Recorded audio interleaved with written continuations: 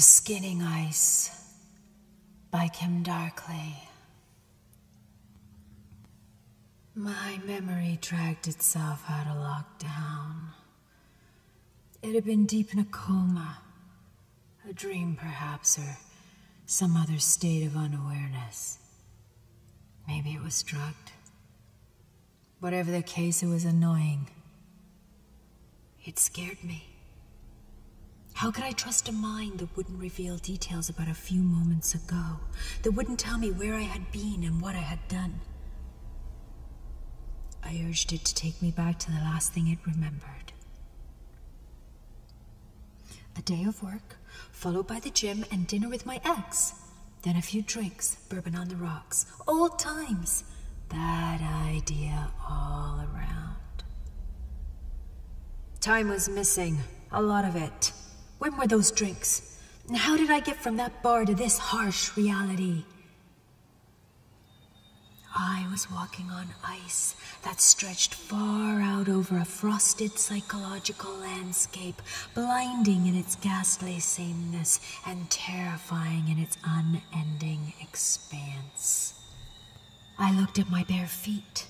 They left red stains like I was trudging paint. No.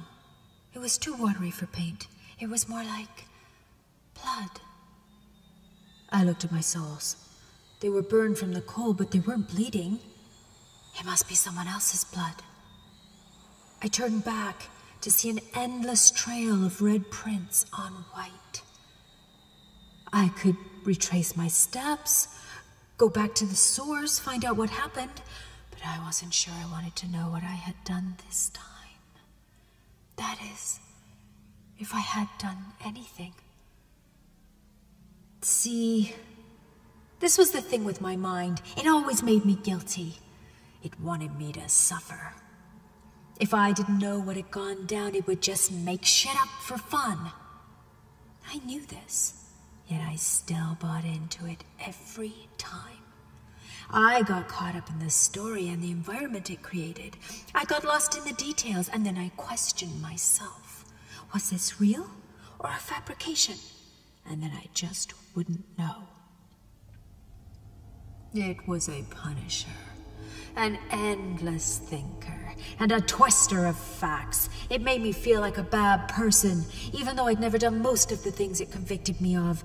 In fact, my behavior was usually flawless, as I was terrified of making mistakes. If I did, my mind would thrash the hell out of me. I hated playing games with it. I would never win. And now it had sent me to Siberia to play Mindfuck 101. Anxiety brought me back to my present dilemma.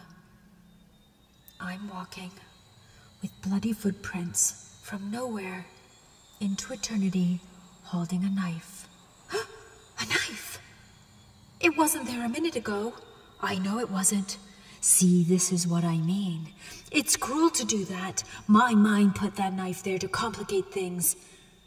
And now I was naked too, with scratches all over, like it had a big fight. One that I'd won by the looks of it. God damn it! I hated this place. I wished I could get out, out of my fucking mind. It was always painful in here, and I was trapped again like a hare in a snare. A hare in a snare. Okay, so I'd fantasized about killing him several times. Even when I saw him over drinks, he'd screwed around. What can I say? But that doesn't mean I did it. Does it? If only I could make contact with him to make sure. Make sure that he was still alive, that I was in the clear, that I hadn't... But I was out here all alone. Just me. And my thoughts.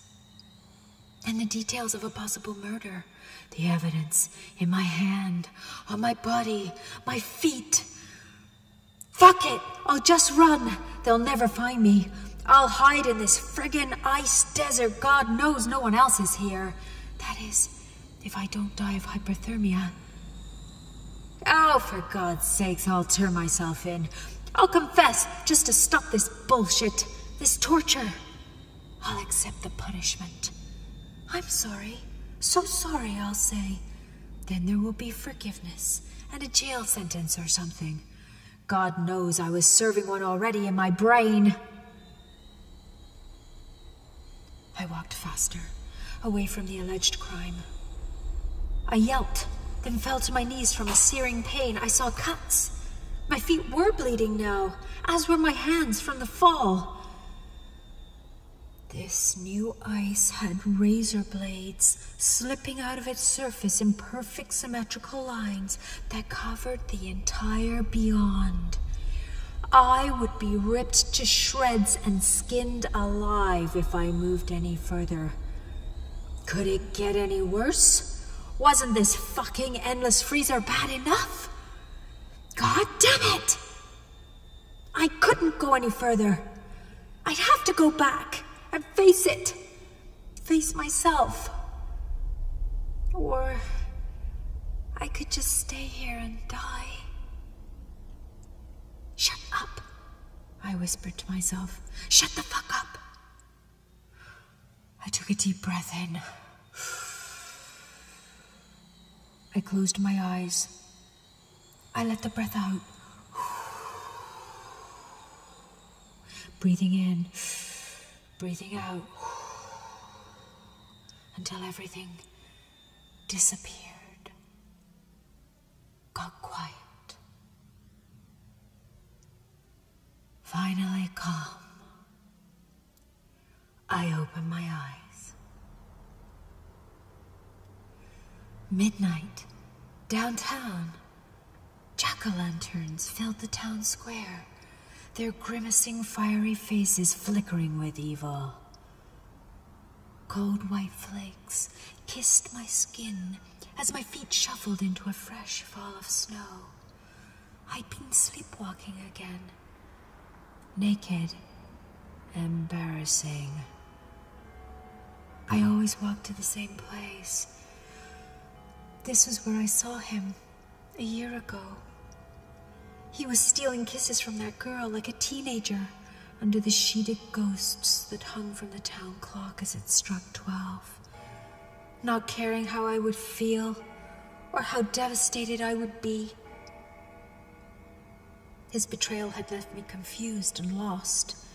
I kept looking for his love like I would a stolen object, unable to fathom that it was no longer there where I left it unguarded, or that someone might take it. I guess I was still confused. Haunted. A kind man put his coat around my shoulders. I looked up. It was that cop with the soft eyes. Come on, Britt, he said gently. I'll take you back. You need to rest up. The trial starts tomorrow.